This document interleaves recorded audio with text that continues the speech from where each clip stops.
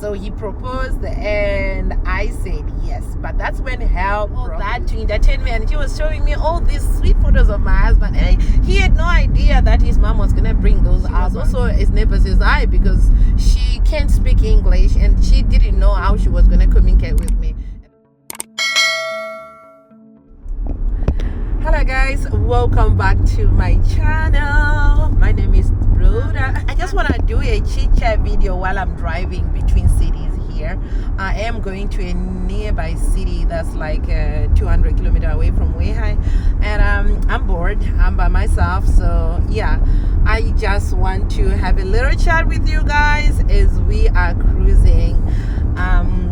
Yeah, there are so many things that I wanted to talk to you about China and Zimbabwe, and how I came to be in China and how I'm spending my life between the two countries. I am building in Zimbabwe, and at the moment I am doing the shopping in China. So basically I am just linking between the two countries, buying here, shopping in China, building in Zimbabwe. Yeah, I am a very busy girl these days. So today I want to talk about some of the things, like lighter moments in China, you know, and how I came to be, when I came here, what I do, what I was doing, and what I'm doing now. So I first came to China more than 15 years ago. The first time I was in China, I was here to just visit. It was just tourism for me, and then I fell in love with the country. I decided to come here again and take up the Chinese lessons and learn the language. Little did I know that after I learned, I had bigger plans for my life, guys, and I realized that coming to China, although I had other opportunities to go to other countries, I chose China, and I wanted also to start a life since I just came out of a very long-term relationship. So I just wanted to take a break and gather my life away from the reminders of that relationship. So I decided the challenging path that is to come to China. I knew nothing about the Chinese language really, and I wanted to, like, I'll see when I get there, and I did exactly that. I packed my bag, my family sent me off, my friends picked me up at the airport here in China, and my life started. That's how my life in China started. I remember vividly that the very first day I arrived in China, it was the New Year, the Chinese New Year. And the very next morning, you know, with the jet lag and stuff like that, I was awoken with a loud bang, like, you know, gunshots or something. And little did I know that the Chinese people, when they're celebrating their New Year, they go all out, guys. There were firecrackers banging everywhere, and I didn't know because my friends didn't forewarn me about what to expect. I didn't have anything, guys. I didn't know anything about China, so it was just a first-hand experience. And I was like, I remember saying to myself, why did I come to China, and the very first day I come to China and war starts? When I look back to that time, guys, it seems all funny, but I was startled. And fortunately, my friends were quick to explain to me how things work, because they've been here like for like 2 years then, and they had known quite a bit about China by that time. So they had to educate me about the Chinese culture, customs, you know, just all you are being fed everything in a minute. In a period of like less than 30 minutes, you are just given a rundown of things. Of course, it was not enough time to grasp everything. I needed to experience the real deal about China. I haven't faced the challenges because I had people around me who were like directing me, showing me the way, and could speak the language.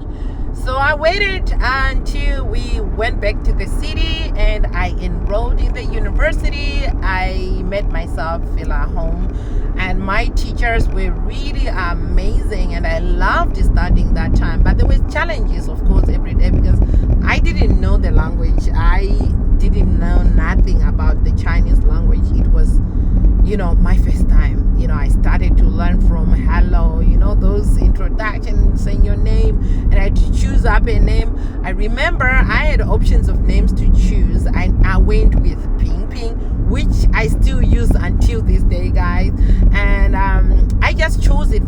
time, because I was thinking, well, since my Chinese is not good, I think Ping Ping will go well, because it was just one character. You had to say twice, Ping Ping, and it was so easy for me, so I chose that. And later in my studies, I changed my name, but unfortunately a lot of people now by then knew me as Ping Ping, so there was no way I was gonna change my name. I still hold on to that name to this day, guys. So yeah, to carry the story short, I was hoping to stay in China for like 4 years. At that time, I was just like, after I graduate, I'm gonna go back to Zimbabwe, look for opportunities, since I could speak Chinese, and my target was working for their international, businesses, or like international trading companies and stuff. That was what I wanted, working between China and Zimbabwe, even becoming a translator. That's something that I was hoping for. But then I fell in love. In my 3rd year here, I met my husband. So I met my husband through friends, and it's funny how you can meet, if you want to meet a Chinese man or something, Chinese men are shy. That's one thing I learned during my stay here. Chinese men are shy, and it's unlike Chinese men approaching you on the street and asking for your contacts and something like that. It's not like that.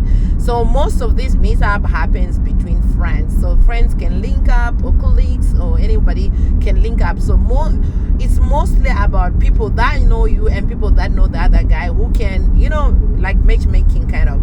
So I met my husband. In fact, I met my husband the first time when I was in my 2nd year, because at that time our teachers match us up with other students, Chinese students who were learning, or whose majors were English. So they were kind of like helping us, so we can help each other. They help us with Chinese, we help them with English. So I met my husband, was a friend of my study partner, a Chinese study partner. So through that, we usually hang out together. We usually go to the restaurant together, and then we became to know each other very well. And in my 3rd year, so it took him like 2 years to actually approach me and ask me out. By then, I now became to know him as a friend also, because we always hang out together. So that's how we met. So by the time the love thing happened, it was not something that I was expecting, but it sort of happened, and I embraced it. But to me, I was just thinking like, anyway, I'm only left with a year, so yeah, there's nothing to lose really.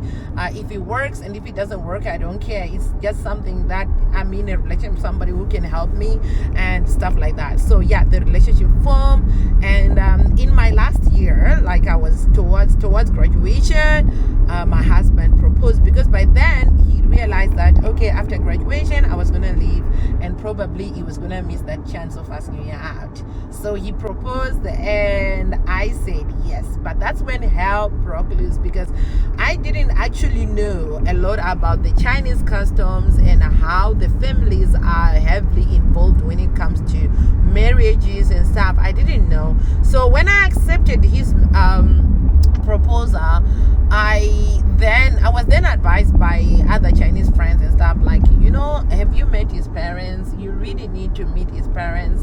They need to accept you before you guys go ahead with the plans, because it's a big deal in China for the family to accept you. So my heart sank, guys, and I was thinking, because that's when I knew about Chinese marrying out of their tradition, how difficult it was for traditional parents to actually accept somebody from another ethnic group or from other race and stuff like that. And more so, I'm a black girl, guys. There were so many challenges. I started to build up these fears. I'm a thinker. I started to think a lot about what if. Guys, I had sleepless nights thinking about that. Anyway, the date was set up for me to visit the family and meet the family. So our first meetup was in a restaurant. They organized this, and my boyfriend had to just come and pick me up and to the restaurant. Guys, I remember developing cold feet. that day. I was so scared. He had to talk to me to like calm me down, and told me that he'd already spoke about me to their parents and they are eager to meet me. His parents are not that strict. They really respect his decision and they are supporting him. Guys, regardless of him telling me that, I was so scared. I was really scared. I was worried.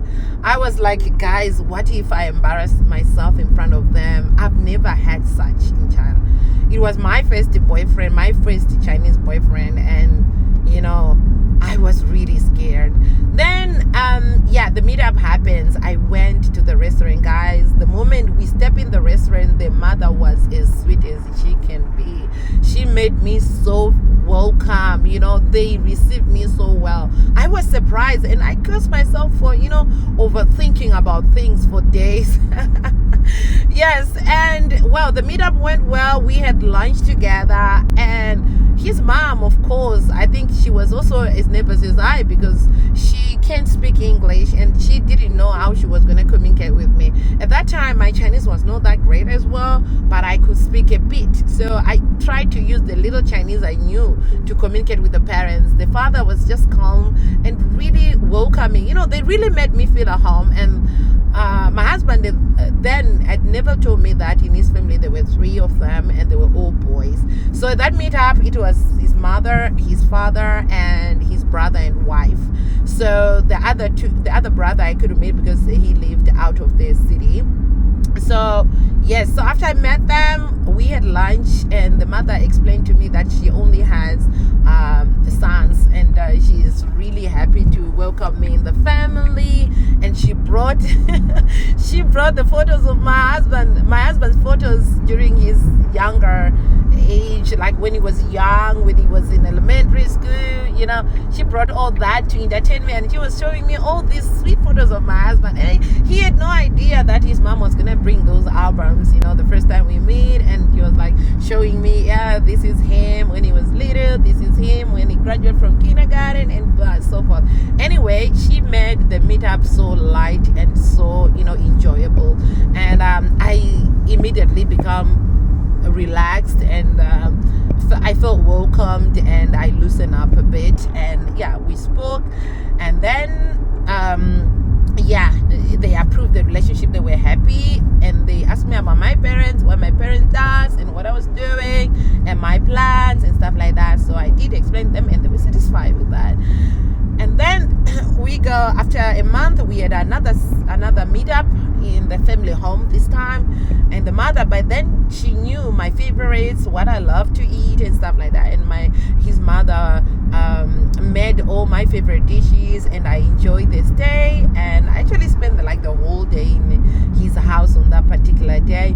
And then after I came back, I was really now excited, and I could see the future between us. And my husband was, they don't usually beat around the bush. When they propose, they tell you straight up that they want to get married. It's not just for fun or something. He told me that blank up that he's not young anymore. His parents expect him to get married and stuff. And I'm like, it's a thing about Chinese, there's a certain age whereby somebody is really expected to get married. And like my husband also married late because of him trying to settle first, acquire things that he think a man should have before they get married. And so by then he was really expected to get married. They have an expectations. The families will always be asking them, they want to know who's dating and blah blah blah blah. So for my husband and his family accepting me, it was a huge step forward for us. And then we planned, but my plan was to take him to Zimbabwe first for my parents. But I told my parents about him when I went to meet his parents. I told my parents about him, and my parents, they are not that strict about it. They just told me they accept. They are happy with my choice. If I'm okay, if I feel like he loved me and I love him as well, they'll support my decision. And I told him. So before we left for Zimbabwe, my husband was like, okay, let's just do the marriage. I think it's easier for us to get married. And I explained that, well, it's not like in China that you decide to get married, the two of you just go to the marriage office, you get a marriage certificate and stuff like that. It's different. And then he he asked me, he was so curious and he wanted to follow my tradition about it. So I told him, you have to pay lobola, and before I can agree to be your wife, before we go to the marriage office and stuff, you need to pay the lobola, the traditional way in Zimbabwe. And he said, oh, that's great. In China we also have that, but it's not like you give the money to the parents, you give the money to the bride. So I understand about that. So the parents and him, they gathered all the money, and they were so eager. He was so eager to make this marriage happen, guys. So he quickly sent the money to my family, and we set up a date, and we asked my brother-in-law to be there on our behalf and do all the process of paying lobola kurora on my behalf when I was here in China. And the marriage happened. After everything was done, my family was happy and they gave us their blessings. We went ahead to attend our marriage certificates and then set up the wedding, and everybody was there. So to cut the short story, we made our first trip to Zimbabwe, and he was so happy to meet my family. He was so eager to learn about my culture, which is something I was so happy about, and how he easily fit in with my family, and everything goes well like that. So yeah, that's how it went. So guys, most people always say, Rhoda, we have never seen your husband on your channel. My husband works in another country, and also my husband is a shy type. He is unlike me. He's a quiet type. He's not into social media or anything. He doesn't like that. I think recently you have noticed that it's rare to see even my son. I think he actually took after his dad, so now he kind of like, he's not a camera person, he's camera shy as well. So yeah, it is what it is. I love to do that, so I can't force them. I respect his privacy, I respect his wants and what he doesn't want. If he wants someday, he want to be on the camera, he want to appear on my channel, when the time is right, you'll see him, guys. You will definitely see him, guys. I'll ask him when I'm making videos. Yeah, I'll ask him. But anyway, the channel is for me. It's not a family channel. So in that case, I hope you understand, guys. Yeah, that's it. I think I'm still on my way, guys. We are still going. I am 22 minutes away from where I'm going. Thank you so much for tuning in and listening to my story, how I came to China and how I am still here, and the reason why I stay. It is marriage, guys. I think my destiny was just here. Thank you for subscribing to my channel. If you have any questions about anything, you just let me know in the comment section, and I want to say thank you for subscribing to my channel. I'll see you in the next video. It was just a chit chat, and I thought, guys, you should know who is Rhoda, what am I doing here, how I came to be here, and what's going on in my life.